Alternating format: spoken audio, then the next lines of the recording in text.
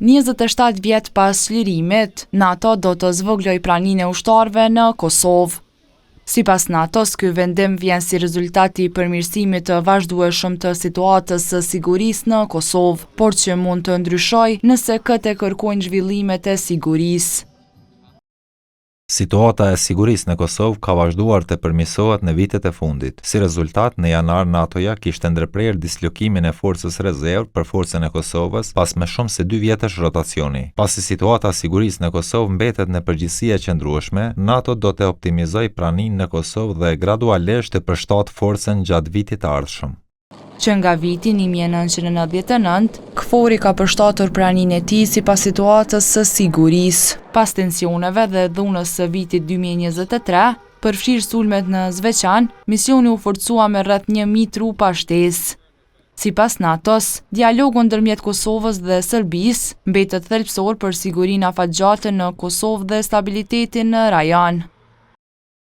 Edhe kësaj radhe, NATO përsërit mbështetjen e dialogut të lehtësuar nga BE-ja mes Beogradit dhe Prishtinës dhe kërkon nga të dyja palët që të angazhohen për të zgjidhur çështjet të hapura dhe të arrijnë zgjidhje e cila do të respektojë të drejtat e të gjitha komuniteteve. Kjo është kyçe për sigurinë e qëndrueshme në Kosovë dhe stabilitetin në rajon. Sipas njëosit të sigurisë Arbenda Shefcit, ky plan i NATO-s është rezultat i avancimit të institucioneve të sigurisë dhe mbrojtjes së Kosovës. Institucionet tona të sigurisë dhe të mbrojtjes vazhdimisht po i konsolidojmë dhe po konsiderojmë si mjaft sikur një shtet mjaft i suksesshëm, sepse ne po marrim edhe pjesë në misione ndërkombëtare siç është Gaza dhe ku jo tjetër ku po e kërkon aleatin strategjik SBA dhe partnerët strategjik nga Bashkimi Evropian. Pra, nuk e shoh diçka sikurse shqetësuese. Sipas Dashevcit, zvogëlimi i numrit të trupave nuk pritet të ndikojë në situatën e sigurisë në veri të vendit.